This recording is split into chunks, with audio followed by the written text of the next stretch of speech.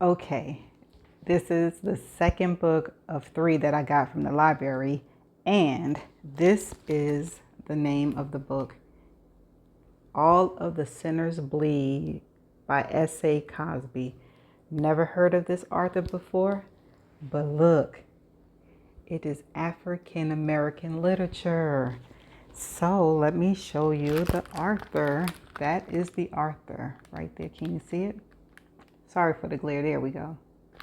All right, so this book has 338 pages. It has 31 chapters, and it was copyrighted in 2023. Now, I did go on Goodreads to read the reviews of this one, and they give it highly recommended. I saw a lot of 5 stars. So let's see what we got here. All right, so Cherokee County. Cherokee County was founded in bloodshed and darkness, literally and figuratively. Even the name is enveloped in shadows and morbidity. Legend has it the name of the county was supposed to be Charlotte or Charles County, but the town elders waited too late, and those names were already taken by the time they decided to incorporate their flooding encampment. As the story goes, they just moved their fingers down the list of names until they settled on Sharon. Those men, weathered as white leather with hands like splitting maws, bestowed the name on their new town with no regards to its macabre nature. Or perhaps they just liked the name because the river flowed through the county and emptied into the Chesapeake like the river Stink. Who knows? Who could know the thoughts of those long dead men? What is known is that in 1805, in the dead of night, a group of white landowners, chafing at the limits of their own manifest destiny, set fire to the last remaining indigenous village on the teardrop-shaped peninsula that would become Sharon County. Those who escaped the flames were brought down by muskets with no regards to age, gender, or infirmity. That was the first of many tragedies in the history of Sharon. The cannibalism of the winter of 1853, the malaria outbreak of 1901, the United Daughters of the Confederacy picnic poison of 1935, the Danforth family murder-suicide in 1957, the tent revival baptism drowning of 1968, and on and on. The soil of Sharon County, like most towns and counties in the South, was sown with generations of tears. They were places where violence and mayhem were celebrated as the pillars of a pioneer spirit every Founders Day in the county square. Blood and tears, violence and mayhem, love and hate. These were the rocks upon which the South was built. They were the foundation upon which Sharon County stood. If you had an occasion to ask some of the citizens of Sharon, most of them would tell you those things were in the past, that they had been washed away by the river of time that flows ever forward. They might even say those things should be forgotten and left to the ages. But if you had asked Sheriff Titus Crown, he would have said that anyone who believed that was a fool or a liar or both. If you had an occasion to speak with him after that long October, he would have told you that maybe the foundation of Sharon was rotten and full of corruption, not only corruption of the flesh, but of the soul. That maybe the rocks the South was built upon was shifting and splitting like the stone Moses struck with his staff. But instead of water, only blood would come pouring forth. He might touch the scars on his face or his chest absent-mindedly and lock eyes with you and say that in that harsh whisper that was now his speaking voice, the South doesn't change. You can try to hide the past, but it comes back in ways worse than the way it was before. Terrible ways. He might sign and look away and say, the South doesn't change. just the names and the dates and the faces. And sometimes even those don't change, not really. Sometimes it's the same day and the same faces waiting for you when you close your eyes, waiting for you in dark. Ooh, that's pretty deep, don't you think? But I'm going to still read it. Chapter 1. Titus woke up 5 minutes before his alarm went off at 7 a.m. and made himself a cup of coffee in the Keurig Darlene had gotten him last Christmas. At the time she'd given it to him, he thought it was an expensive gift for a relationship that was barely 4 months old. These days, Titus had to admit it was a damn good gift that he was grateful to have. He'd gotten her a bottle of perfume. He almost winced thinking back on it. If knowing your lover was a competition, Darlene was a gold medalist. Titus didn't even qualify for bronze. Over the last 10 months, he forced himself to get exponentially better in the gift-giving department. Titus sipped his coffee. His last girlfriend before Darlene had said he was a great boyfriend, but was awful at relationships. He didn't dispute that assessment. Titus took another sip. He heard the stairs creak as his father made his way down to the kitchen. That mournful cry of ancient wood had gotten him and Marcus in trouble on more than one late Friday night until Titus stopped staying out late and Marquise stopped coming home. Hey, while you're standing there in your boxers, make me one of the fancy cups out that machine, Albert Crown said. Titus watched his father limp over to the kitchen table and ease himself down into one of their vinyl-covered metal chairs that would drive a hipster interior designer mad with retro euphoria. It had been a year since his father's hip replacement, and Albert still walked with a studied caution. He stubbornly refused to use a cane, but Titus saw the way his smooth brown face twisted into the tight Gordian knots when a rainstorm blew in off the bay or when the temperature started to drop like a lead sinker. Albert Crown had made his living on that bay for 40 years, hauling in crab pots 6 days a week, 14 hours a day off the shore of Penley Island on boats owned by folks who barely saw him as a man. No insurance, no 401k, but all those back-breaking days and that frugality of Titus' mother had allowed them to build a 3-bedroom house on Preach Neck Road. They were the only family, black or white, that had a house on an actual foundation. Envy had crossed the color lines and united their neighbors as the house rose from the forest of mobile homes that surrounded it like a rose among weeds. When we retire, we can sit on the front porch, on the front step in matching rocking chairs and wave to Patsy Jones as she drives by rolling her eyes. Titus' mother, Helen, had told his father at the kitchen table one night during one of those rare weekends his father wasn't out gallivanting down at the Watering Hole or Grace Place.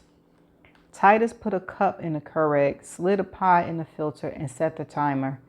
But, like so many things in life, his mother's gently petty retirement plan was not meant to be. She died long before she could ever retire from the Cunningham's flag factory. Patsy Jones was still driving by and rolling her eyes, though. Which one you put in there? Albert asked. He opened the newspaper and started running his fingers over the pages. Titus could see his lips move ever so slightly. His mother had been more adventurous reader, but his father never let the sun set on a day without going through the newspaper.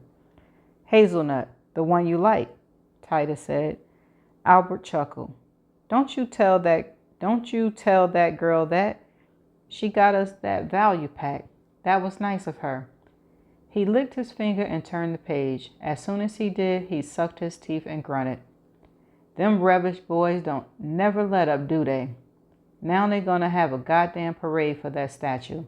Them boys just mad somebody finally had the nerve to tell them they murdering traitor of a granddaddy won't shit. Albert spat. Ricky Sowers?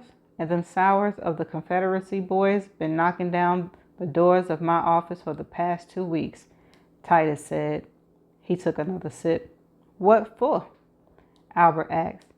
They want to make sure the sheriff's office will fulfill its duties and maintain crowd control in case any protesters show up.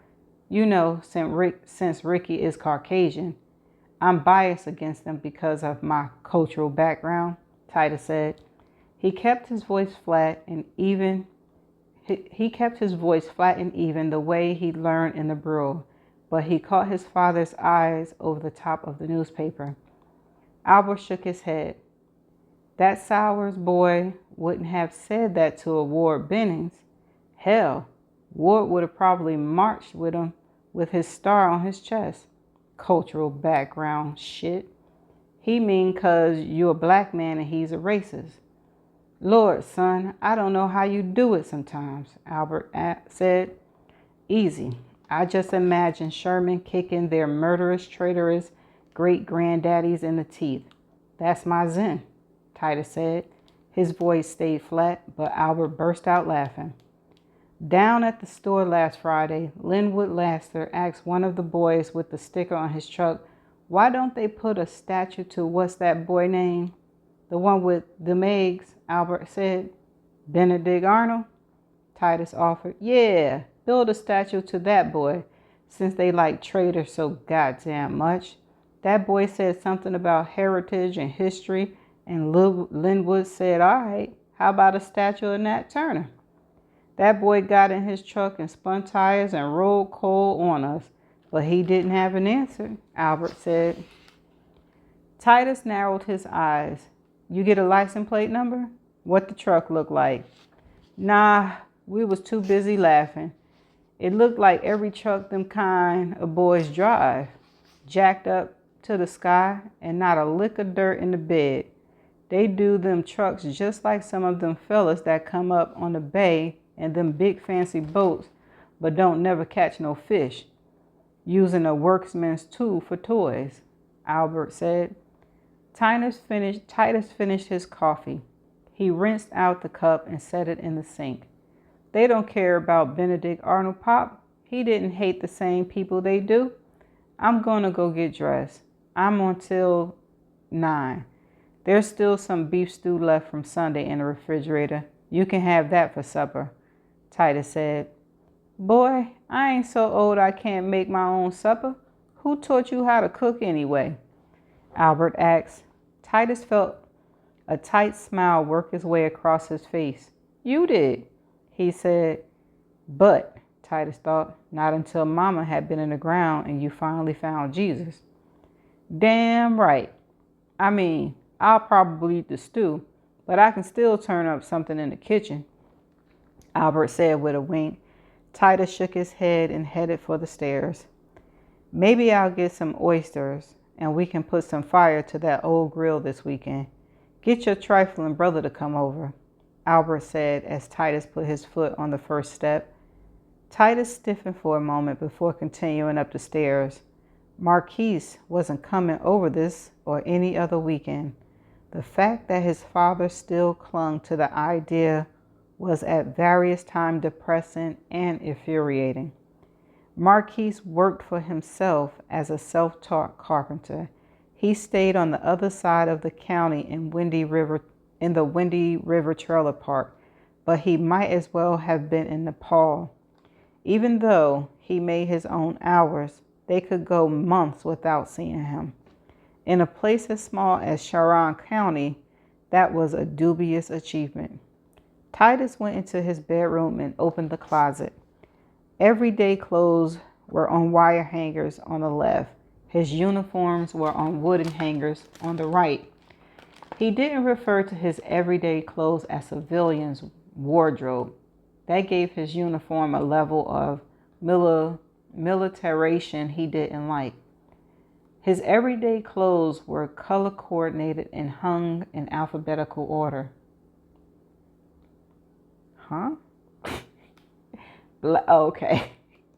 Black first, then blues, then reds, and then so on and so on. Darlene had once commented that he was the most organized man she ever met. His shoes were ordered in the exact same manner.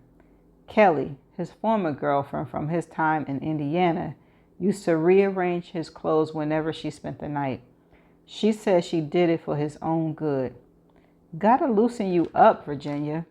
You wound it too tight. One day you're gonna snap. I'm trying to help you with your mental health, she said.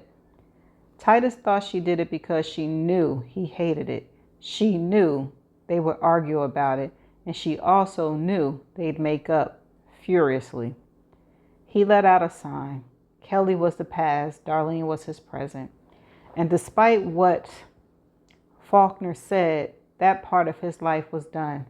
Best to leave it where he'd left it. He pushed his regular clothes to the left. His uniforms were all on the right side of the closet. They were all the same color, deep brown shirt, lighter tan brown pants with a dark brown stripe down the leg. He had 2 bulletproof vests that hung at the far right of the closet. 2 pair of black leather shoes sat on the floor. A brown Tricon hat sat on the shelf. Darlene called it his Smokey the Bear hat. Because you're big old bear, she said one night as she lay across his chest, her fingers playing across the scar on his chest like a pianist playing the scales.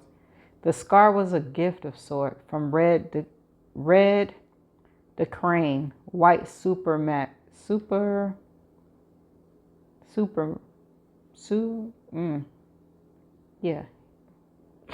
Christian nationalist, militant leader, and for 7 minutes a wannabe martyr. Those 7 minutes had changed all their lives. Titus, Red's, and those of Red's wife and his 3 sons, who all had been outfitted with grenade vests. The youngest boy had only been 7 years old. His vest had hung loose on his shoulders like a hoodie he borrowed from one of those brothers. When he pulled that pin, his face had been as blank as a sheet of notebook paper. Then it had. Stop it, stop it, stop it, he said out loud to no one. He rubbed his face with both hands. The sharp nail from the explosion had left that question mark shaped burn scar on his belly. The scar on his soul were not visible, but were no less horrific. Titus put on his uniform in an off-practice ritual that calmed him. First he put on the vest and strapped it in place. Then he grabbed his shirt. Then a brown necktie that hung next to his 2 brothers on a hook on the inside of the closet door. Next were his pants, then his shoes. He went to his nightstand, opened the drawer, and grabbed his service belt. He cinched it tight before grabbing the key from the nightstand and carefully dropped into his haunches. A sheriff couldn't be seen in his county with wrinkled pants. A black sheriff had to have an extra pair of pants in his office just in case. He pulled a metal box from under the bed, unlocked the box, and retrieved his service pistol. The county would only pay for a Smith & Wesson 9mm. Titus wanted something with more stopping power. He purchased the Sig Sauer P320 out of his own pocket. It was the same sidearm the Virginia State Police used. He checked the clip in the chamber before sliding it into the holster. There were 2 pairs of mirror sunglasses on top of the nightstand. Titus grabbed one pair and slipped them in his shirt pocket. His radio was on top of the nightstand next to the sunglasses. He picked it up and clipped the transponder to his belt and the mic to his collar. Lastly, he reached in the drawer and grabbed his badge. He pinned it to his shirt above his left pocket and headed down the stairs. Albert was still sitting at the table, but now the newspaper was gone. In its place was an envelope bearing Titus's name. "What's that?" Titus asked, even though he was pretty sure he already knew. "It's been 1 year," Reverend Jackson said last Sunday. It was still a miracle worth praising. Who knew Ward Bennings getting hit by a logging truck would mean the first black sheriff of Sharon County would win the special election? Albert said. Titus picked up the envelope. He tore it open with his thumbnail. A greeting card with a comical penguin holding a devilish pitchfork was on the front. On the inside, an inscription read, "Guess hell really froze over. You two are still together. Happy anniversary." Titus raised his eyebrows. Walmart didn't have a card for being proud of your son, for being the first black sheriff this county ever had. But I am proud of you. My boy back home and changing things. You don't know how much seeing you in that uniform means to people, Titus. If your mama was here, she'd be proud too, Albert said, his voice breaking around the edges. Titus' mother had been gone for 23 years, and yet the mere mention of her still wrung heartache from his father like water from a washcloth. Would she be so proud if she knew what had happened in North Indiana at the DeCrane compound? I don't think so, Titus thought. No, I don't think she'd be proud at all. Not all our people are proud, but thanks for the card, Pop, Titus said. You talking about that Addison boy over at the New Wave Church? Pfft, ain't nobody thinking about that boy. He think Jesus wear blue jeans, Albert said. It was the worst insult his Pentecostal Baptist father, who wore his best suit every Sunday, could utter in reference to the dreadlocked New Age minister. He's doing good work over at the church, Pop, Titus said. You call that place a church? It sounds like a juke joint when you drive past, Albert said. You don't? Anyway, Jamal Addison ain't the only person who thinks I'm an Uncle Tom, Titus said with a rueful smile. Well, Reverend Jackson always preaching about being aware of false prophets, Albert said. Titus thought that was ironic but didn't say anything. You know, it would be nice if you came to a service once in a while. Don't nobody at church think you know damn Uncle Tom, Albert said. They worked hard for you, Titus. I'm just saying. The amount and depth of his gratitude to Emmanuel Baptist Church for their support of his surprise campaign was a conversation his father kept trying to have and Titus kept trying to avoid. Not because he wasn't grateful. He was well aware it was the support of congregations like Emmanuel that propelled him to the sheriff's office. Along with an influx of liberal-minded latter-day hippies and good old boys and girls who hated Ward Benning's son Cooter more than they distrusted the former football hero and FBI agent. A rare coalition that wouldn't come together again for a generation. But now everyone had their hands out.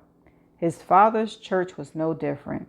He knew that the support of his father's congregation came with condition that he wasn't inclined to meet. Never mind the fact that he hadn't attended an actual church service since he was 15. He stopped going about the same time his father had started, 2 years after his mother had died. I'll let you know, Pop. It's a week before Fall Fest. You know that's going to be busy for me, Titus lied. Fall Fest was mainly an excuse for the citizens of Sharon County to get drunk and dance in the street before slipping off to some dark corner of the courthouse green for a whiskey-soaked kiss from a lover, either theirs or someone else's. Albert was about to press his case further when Titus' radio crackled to life. Titus, come in. The voice on the radio was his dispatcher, Cam Trouter. Cam worked the morning shift and the other dispatcher, Kathy Miller, worked at night. Cam was one of the few holdovers from the previous administration. He was an Iraq war vet who was calm under pressure, who also possessed an encyclopedic knowledge of every road and dirt lane in the county. Despite those impressive credentials, Cam's most important attribute was proximity. He lived less than a mile from the sheriff's office. He never missed a day, come rain or shine. His all-terrain electric wheelchair could get up to 20 miles per hour. Cam had souped it up himself with help from a YouTube video and some PDFs he downloaded off the internet. The man was nothing if not determined. That was why the sheer hopelessness that seeped from his voice and came spilling out of the radio set Titus' nerves on edge. "Go ahead for Titus," he said after he depressed the talk button. "Titus, there's an active shooter at the high school. Titus, I'm getting 100 calls a minute here. I think, Titus, my nephew's there," Cam said. He sounded strange. Titus realized he was crying. "Cam, call all units. Have them converge on the high school," Titus shouted into his mic. "My nephew is there, Cam. Call all units. Do it now." Cam groaned, but when his voice came through the speaker this time, it was smooth and resolute. "Got it, Chief. Calling all units. Active shooter at Jefferson Davis High School. Repeat, active shooter at Jefferson Davis High School." Titus dropped the greeting card and sprinted for the door. "What's going on?" Albert called after him as he burrowed out of the back door. But the only answer he got was the sound of the screen door slamming against the jab as the autumn wind caught it in a chilly grip. Titus was gone already. Titus was already gone. Okay, that's the end of chapter 1. Well, I don't know about this one because it's touching on some subjects that I ain't trying to, get into. I ain't scared, but I ain't trying to get into it on YouTube. So y'all can still tell me what y'all think about it. And the third book is the last book of my choices from the library. And stay tuned for that video. Until next time, bye for now.